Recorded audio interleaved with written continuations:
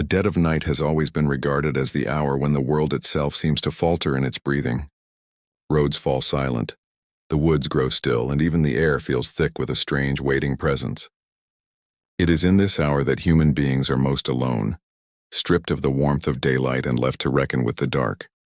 For centuries, people have whispered that what lingers in those hours is not only shadows and silence, but something else. Something that waits for the cover of night to move freely, unseen and unchallenged. The belief is old, stretching back across cultures, yet in some places the stories feel heavier, more insistent, as if the darkness has claimed a permanent right over them. One of these places is the countryside, where long stretches of empty fields and forest hold a silence that is rarely broken. It is here, deep in the rural quiet, that the most unsettling stories of the dead of night have taken shape. The house itself was not remarkable.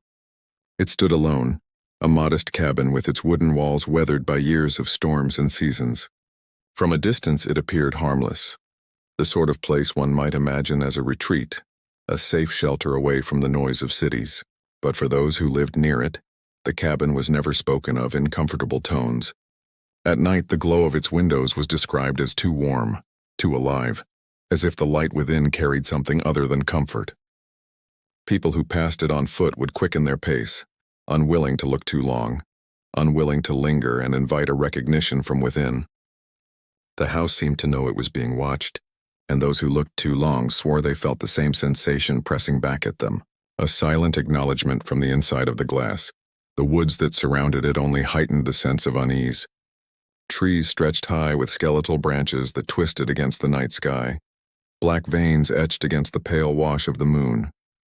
The air there was colder, even in summer, and the wind that passed through carried no natural sound. No crickets, no owls, no life that belonged to night. It was as though the forest held its breath the moment the sun slipped below the horizon, as though it recognized that something else would soon awaken. Locals used to say that the silence was worse than any scream, because silence meant that even the creatures of the wild had learned what it meant to survive.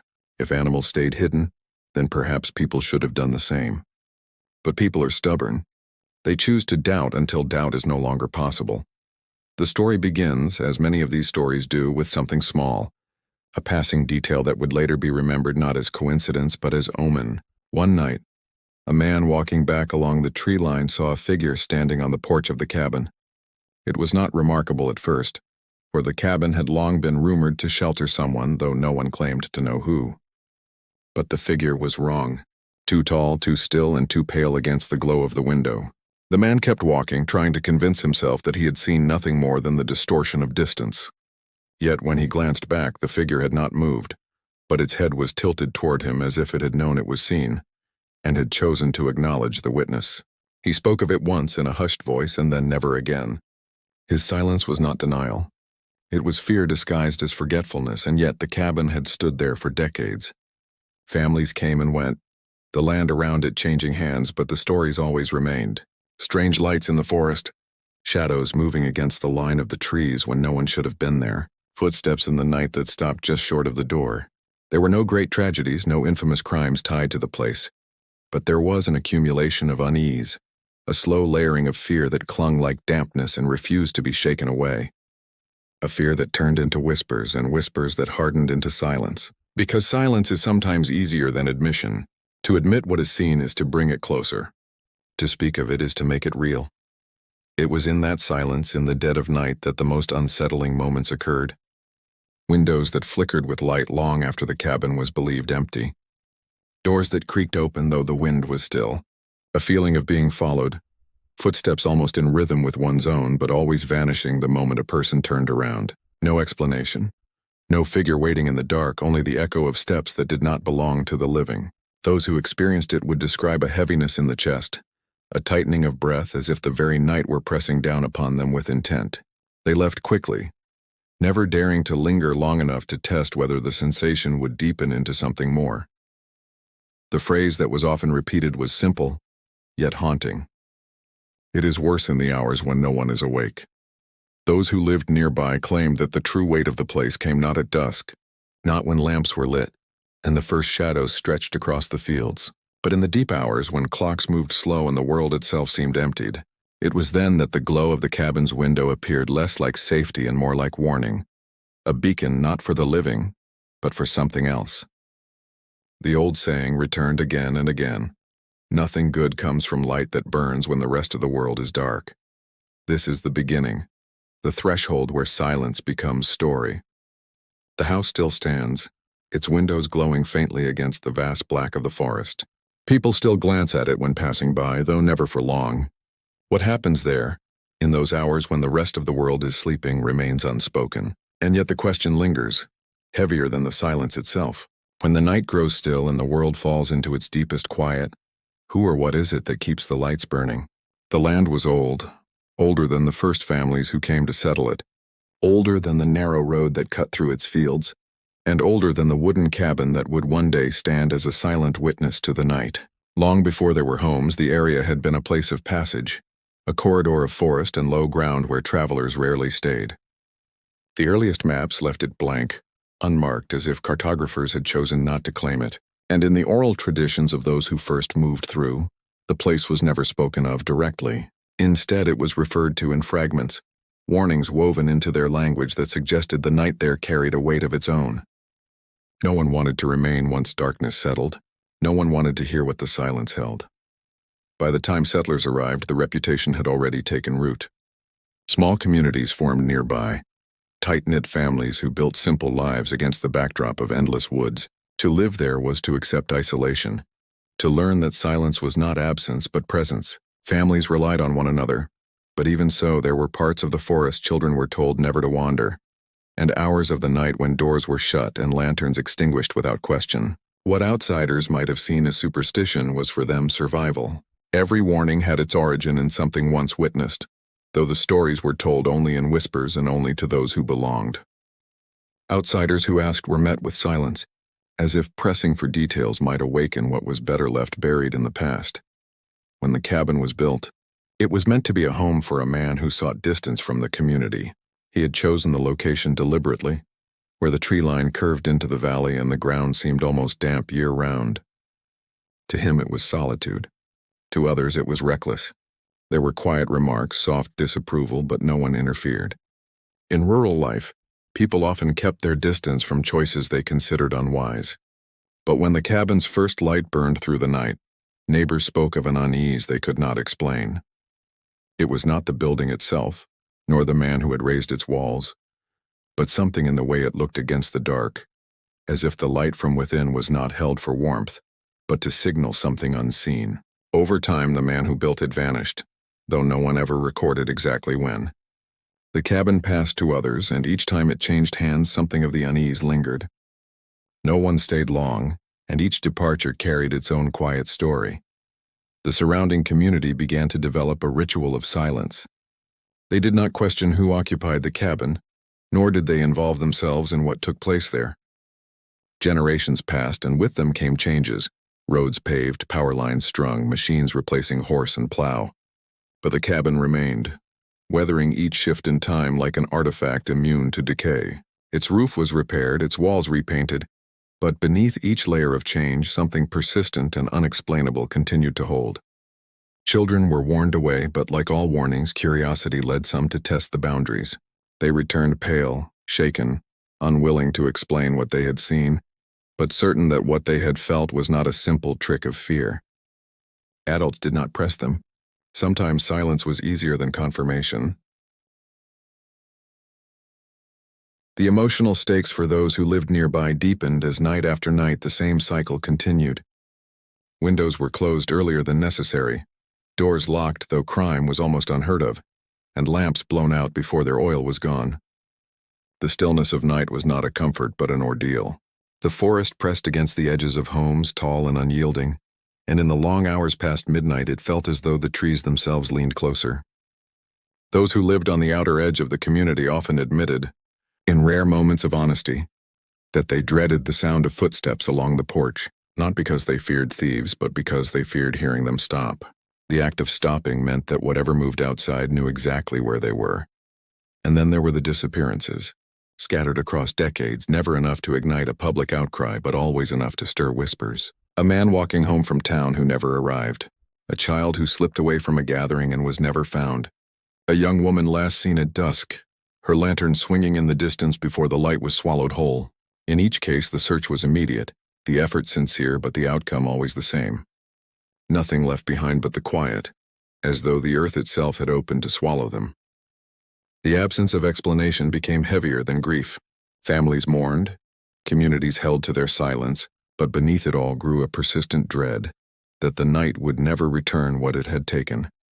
What tied it all together was the location, always near the woods, always in the places where silence grew too heavy, and always within reach of the cabin whose windows glowed long after the rest of the valley slept. It became part of the community's unspoken understanding, a fact left in the margins of every story. The light of the cabin was not ignored, but it was not acknowledged either. To speak of it was to invite it closer, and no one wanted that. Yet in their silence, the unease only grew, passed from one generation to the next like an inheritance no one wanted, but no one could escape. It is within this context that the story of the dead of night must be understood. Not as a single event, not as a single tragedy, but as a slow accumulation of moments across decades. Fear carried through memory, through silence, through absence. It was never one night that changed everything. It was every night repeating again and again until the weight of it became unbearable. The cabin did not change, the woods did not relent, and the silence did not release its grip. The people adapted, but adaptation is not survival. It is endurance. And endurance leaves its mark, long after the night has passed.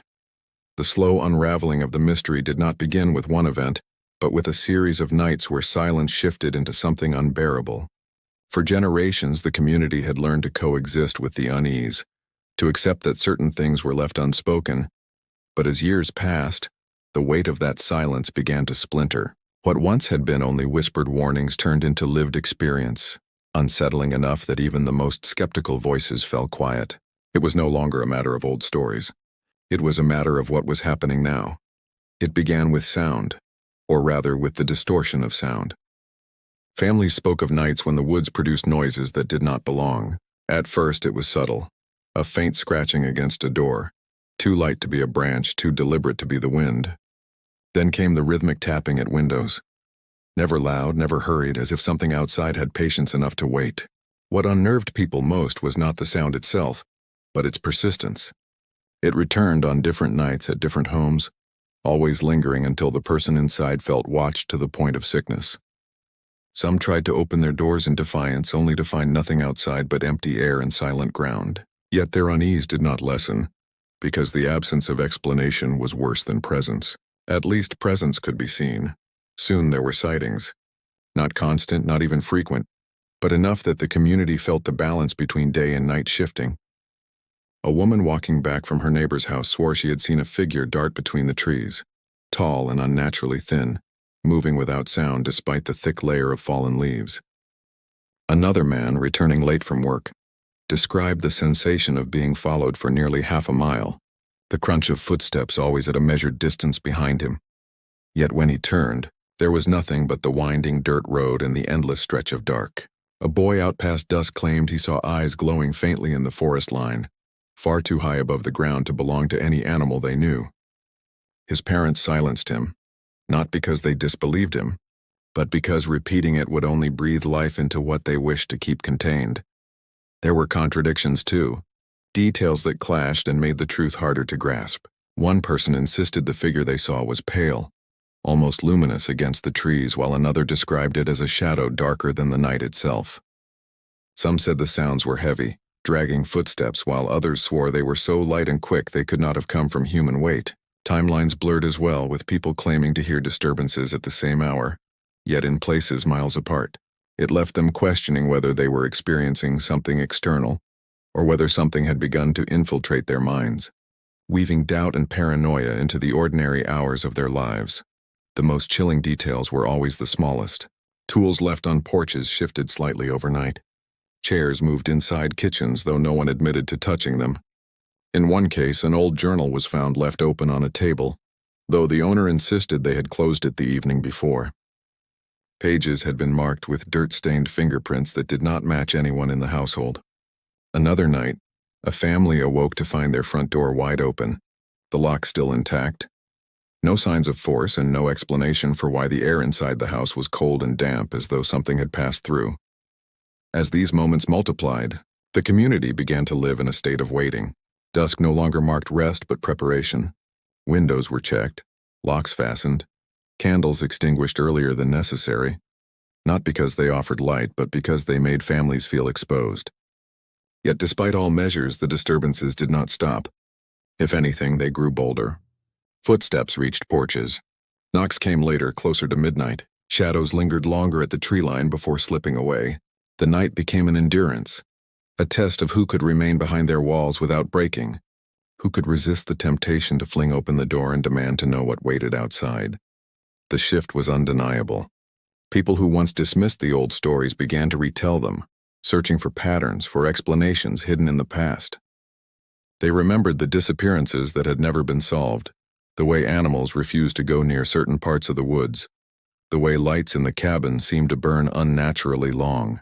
Each new detail was a thread pulling them deeper, until the question was no longer whether something was happening, but when it would escalate, when the night would finally cross the threshold and take what it wanted openly. Fear made time heavy. Each evening felt longer than the last, and each hour past midnight seemed stretched as though the clock itself resisted the turning of its hands. Families lay awake, listening for sounds they dreaded but knew would come. The night did not need to be violent. Its cruelty was patience pressing down until people fractured under the waiting. It became clear that whatever moved in the dark did not rush, did not stumble, did not relent. It knew the silence belonged to it, and now it wanted more.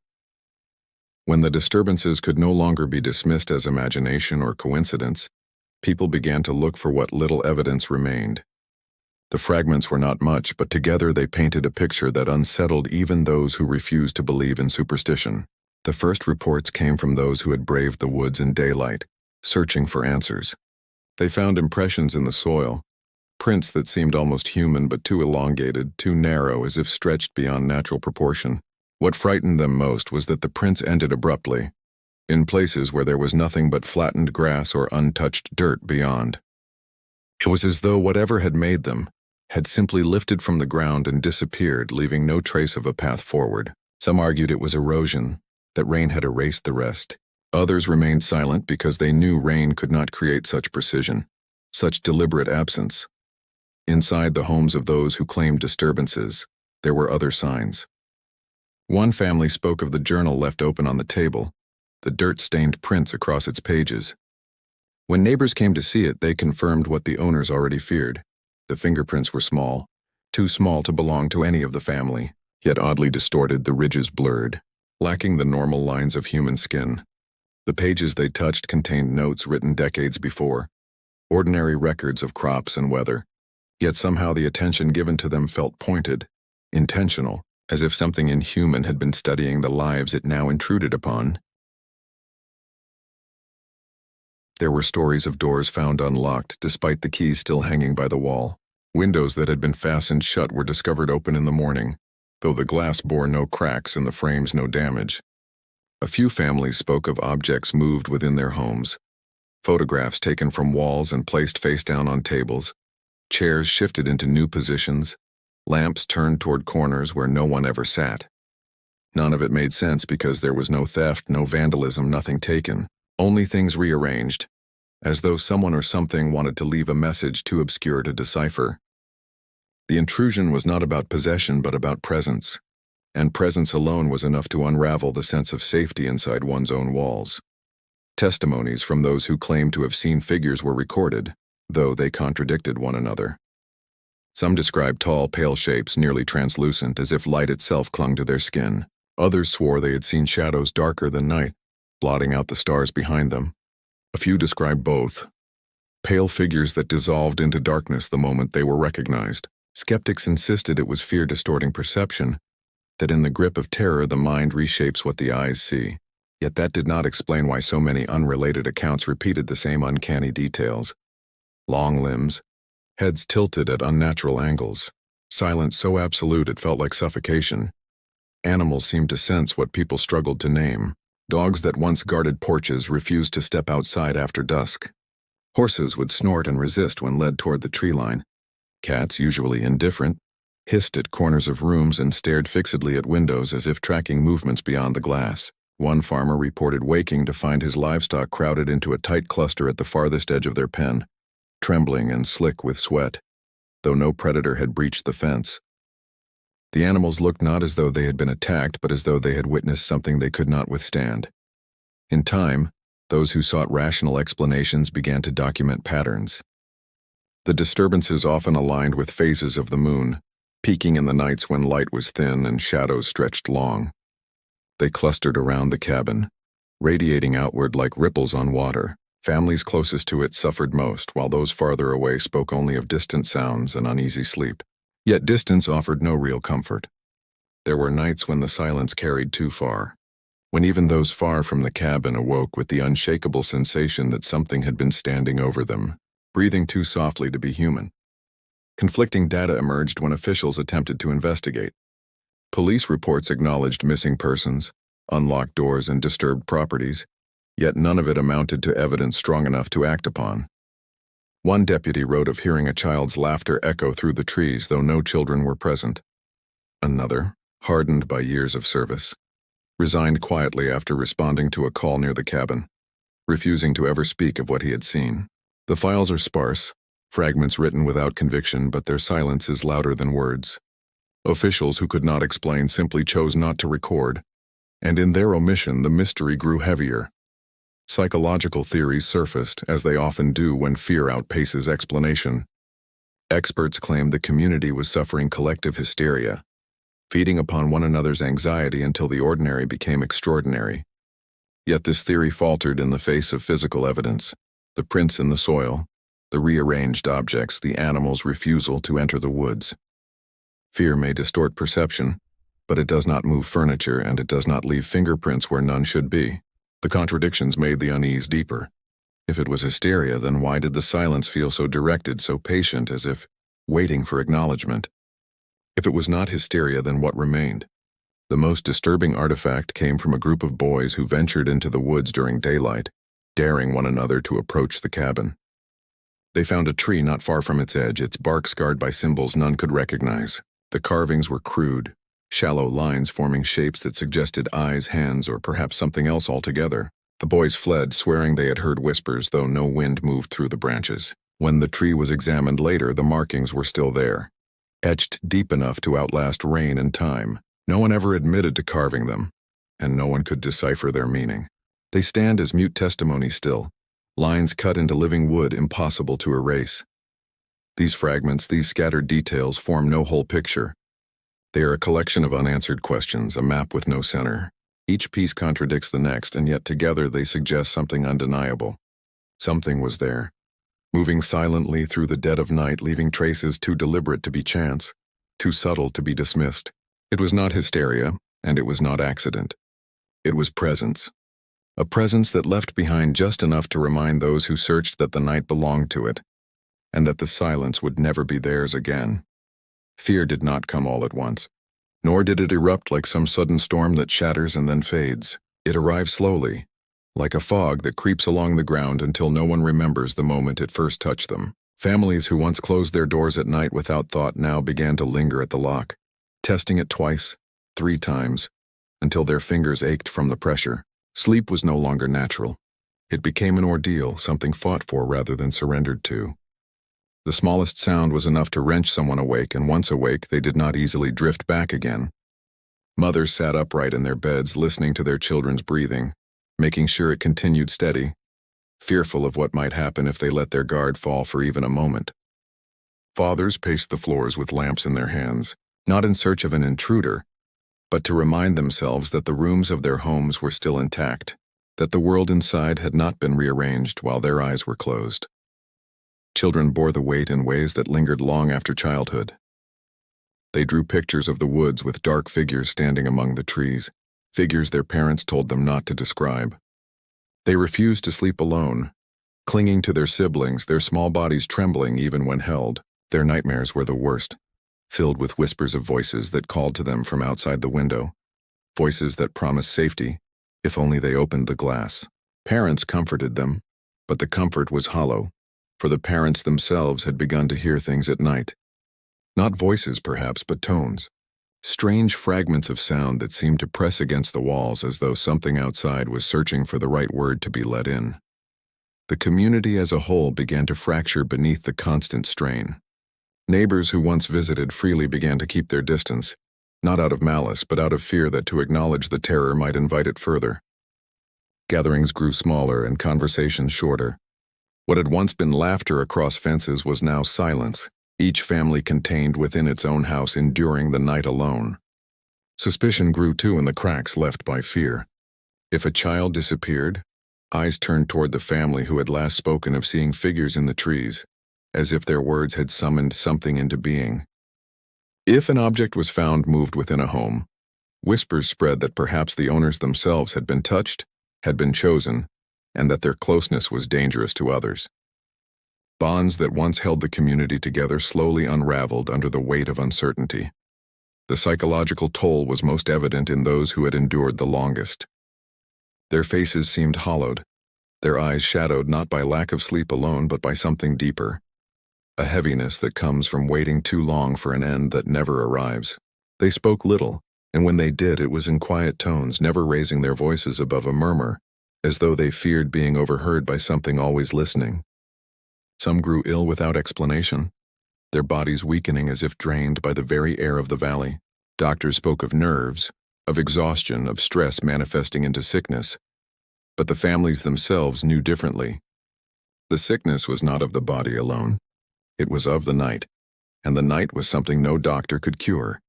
There were those who left, abandoning homes that had belonged to their families for generations. They took what they could carry and fled without farewell, unable to withstand another hour of the silence. Their departures were rarely spoken of, for those who remained did not want to admit that leaving might have been the only true form of survival. And yet even those who left carried the weight with them. Letters sent back spoke of sleeplessness, of shadows that followed even in distant towns, of dreams where the cabin still stood glowing faintly through the trees. Distance did not erase the presence. It only carried it elsewhere, a shadow that stretched far beyond the valley it had first claimed. Paranoia seeped into every thought, every gesture. People began to mistrust their own memories. Had they truly locked the door? Or had they only believed they had? Had they really heard the footsteps, or had their mind invented them? The uncertainty gnawed worse than certainty ever could. It eroded confidence, leaving behind only the constant question of whether one's senses had betrayed them. And in that erosion the night grew stronger, for there is nothing more dangerous than doubt turned inward. When a person questions their own reality, they no longer need shadows to haunt them. They become haunted by themselves. The grief of loss weighed heavily, though it was not grief in the traditional sense. It was not funerals or marked graves. It was absence, and absence is a wound that never heals. Families of the disappeared lived with silence that no ritual could ease. They could not mourn properly, for to mourn is to acknowledge an end, and there had never been an end. Only unanswered questions, empty chairs and doors that remained shut at night in the faint hope that perhaps the lost would return. Their lives became an endless waiting, the silence of the night echoing the silence of their missing loved ones. That silence grew heavier each year, pressing down until it became unbearable, yet never releasing them into the relief of finality. Psychologists might have described it as trauma, the long shadow of events that cannot be explained or processed. But the people themselves described it more simply. It was haunting. Not the haunting of ghosts in white sheets or flickering apparitions, but the haunting of a presence that does not leave, that presses against every breath and every thought, reshaping the very fabric of ordinary life. The haunting was not tied to a single house nor a single figure in the trees. It was tied to the entire valley, to every family that lived there, to every soul that dared to close their eyes at night while something outside refused to close its own. Over time, the night itself became unbearable. It was no longer the absence of day, but an entity of its own, a living thing that weighed upon the chest and pressed against the mind. People described it as a suffocation, as if the dark itself had grown thicker, heavier until breathing became an effort. Some swore they could feel eyes upon them in the stillness, not outside in the woods, but inside their very rooms. Others admitted to waking with the sensation of hands on their blankets, pulling gently as though testing whether they might be lifted. Each night became a trial, and each morning a victory too hollow to celebrate, for the victory was only survival until the next descent into silence. The psychological impact was not only fear, it was transformation. The people who endured long enough were no longer the same as those who had once lived without unease. Their laughter never returned with the same strength, their voices never carried the same ease. Even when the disturbances grew less frequent, the memory of them lingered, a scar across the psyche that no time could smooth. And so the night retained its dominion, not only over the woods, not only over the cabin, but over the hearts and minds of all who lived in its shadow. The dead of night had claimed them, and in claiming them, it had ensured they would never again see darkness as absence. They would forever see it as presence, vast and unrelenting, a presence that would outlive them all. The community could not live in silence forever. Questions demanded answers, even if those answers never satisfied, even if they created more unease than relief. Officials were brought in, investigations were carried out, and theories multiplied, each one offering fragments of clarity but never enough to illuminate the whole. What emerged was not resolution, but a series of explanations that clashed and contradicted, like broken reflections in a darkened mirror. The official accounts always came first. Deputies, investigators, and hired men walked the woods by daylight, searching for practical causes. They spoke of wild animals, perhaps wolves or bears, though none had been sighted in years. They suggested that the long prints found in the soil were distorted by rain, the strange noises at night nothing more than branches rubbing together in the wind. They argued that missing people had simply wandered too far into the valley and fallen victim to accidents. Their bodies never recovered because the forest was too vast, too dense. These explanations were written down in sparse reports, filed away as though the matter was settled. But no one believed them, not truly, because none of these accounts explained why the silence of night felt so deliberate, why the disturbances always centered near the cabin, or why animals that lived freely in the forest would stop short of certain boundaries, as though they recognized a presence no human eye could see. Others turned to human causes. They whispered of a hidden predator, a man who lived outside the order of society, watching from the trees, stepping into homes when families slept. Some believed the cabin was his, that the strange light that burned through the night was his doing, a way to signal to others or to himself that the valley belonged to him. Yet this theory faltered under the weight of its own simplicity. A man leaves traces, but no one was ever caught, no belongings found, no signs of life discovered in the cabin even when it was checked. Those who entered found only the faint smell of damp wood and a silence that pressed so heavily, it was as if the walls themselves refused to echo. If a man had lived there, he had left nothing behind except absence, and absence is not something human beings create. The more unsettling theories reached deeper into history. Elders spoke quietly of the land itself, of its long reputation for silence and avoidance even before the first settlers built their homes. Some suggested that what haunted the valley was not a person or even a creature, but something older, something woven into the soil and air. They pointed to the carved tree discovered by the boys, the strange symbols no one could translate. Perhaps they were marks of warning or marks of worship, left by those who had once passed through. Perhaps the land had claimed what was given to it long ago and had never released its grip. To those who believed this, the disturbances were not random but ritual, a repetition carried out across generations, a cycle too ancient to break. Others turned to more whispered, almost forbidden explanations. They spoke of shadows that were not shadows, of figures that shifted between pale light and black void, of voices that pressed against windows without breath to carry them. Some believed the cabin was a threshold, a place where the barrier between what is seen and what is unseen had thinned. Its light at night was not for comfort but for invitation, a beacon to draw attention from what lay beyond. In this theory, the missing were not lost but taken, pulled across a boundary they never returned from. The rearranged objects, the fingerprints, the laughter in the woods, these were not signs of intrusion but of overlap, proof that what lived in the silence had stepped into the world of the living and left fragments behind. Paranormal investigators came eventually, drawn by stories that reached beyond the valley. They brought their tools and their confidence, speaking of energy fields, of electromagnetic disturbances, of recordings that might capture voices too faint for human ears. Some returned with tapes filled with static punctuated by whispers they swore were words. Others showed photographs where pale shapes seemed to flicker at the edges of the frame. Yet their findings were as inconclusive as the official reports. Their presence disturbed the community more than it reassured them. For the people who lived there, no instrument could measure the weight of the night pressing on the chest. No photograph could capture the terror of footsteps stopping just short of the door. And then there were the conspiracy theories, the ones whispered only in the darkest hours when fear outweighed caution. Some claimed the government had long known of the valley's silence, that the reports filed away were not dismissals, but deliberate cover. They believed experiments had been carried out there, rituals of control disguised as natural phenomena. Others believed the opposite, that the silence itself was too dangerous to acknowledge, and that the only way to keep the world intact was to keep it buried, unspoken, contained by those forced to live with it. These theories offered no comfort, only another layer of dread that the truth was known but deliberately withheld, because the truth was too heavy to survive. None of these theories ever reached resolution.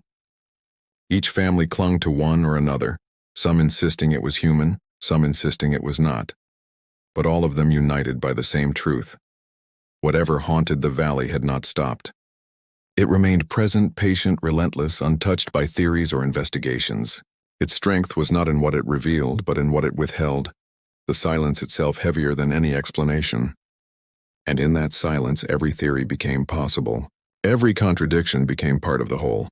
The night itself was the only constant, and the night offered no answers. The investigations ended, the reports gathered dust, and the theories remained only as whispers. But the silence never lifted, and so the community was left not with solutions, but with the knowledge that some questions are not meant to be resolved. Some mysteries are not meant to be solved. They are meant to endure, meant to press against the human mind until it bends beneath their weight. And in the dead of night, when the rest of the world slept, the people of the valley lay awake, each of them haunted by the same question that no theory had ever answered. What waits in the silence when the last light goes out? The story of the valley and its silence does not end in clarity.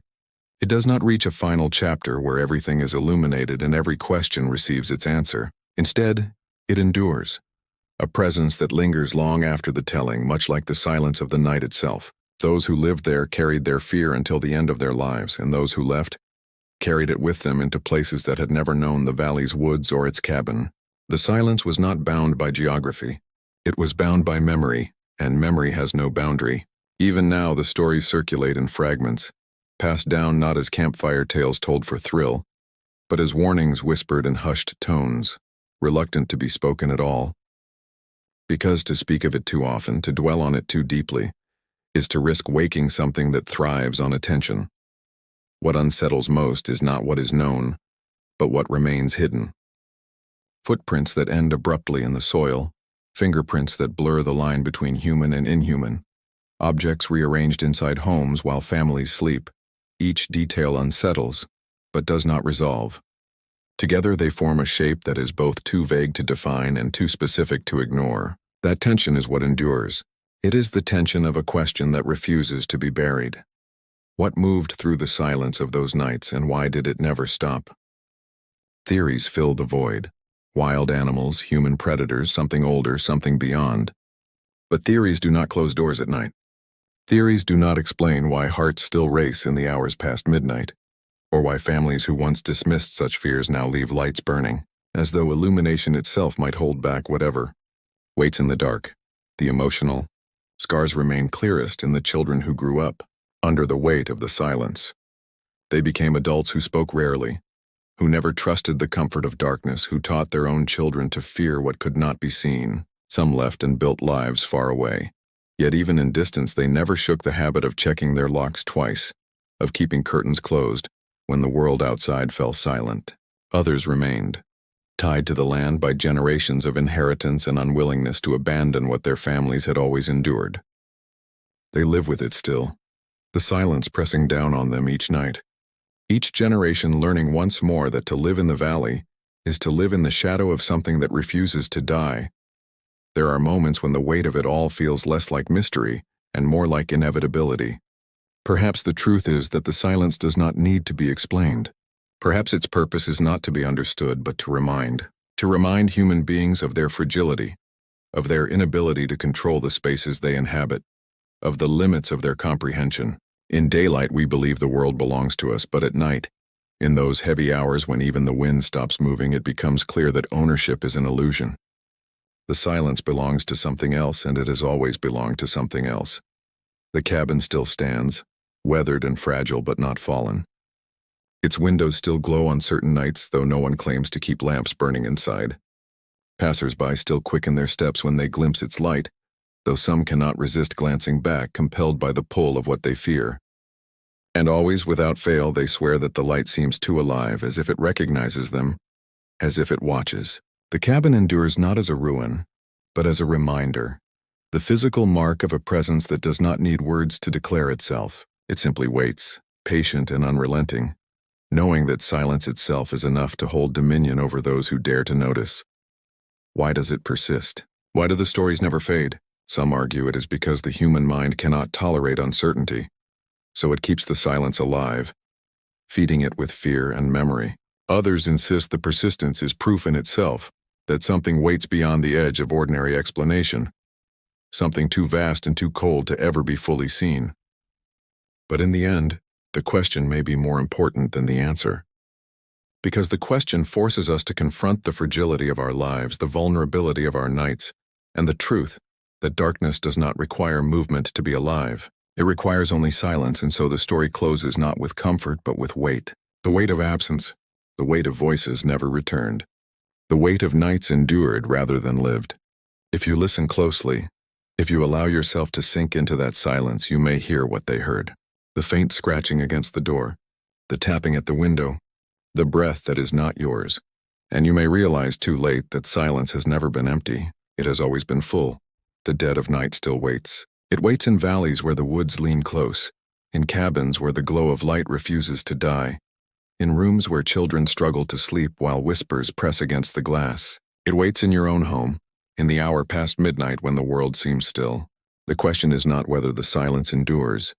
The question is whether you will. Because tonight, when the house grows quiet and you lie awake in the dark, you may wonder what listens on the other side of that silence. You may wonder who is waiting in the space between your heartbeat and the next. And when the sound stops, when even your breath seems too loud against the stillness, you may realize the silence is not outside at all. It is already here.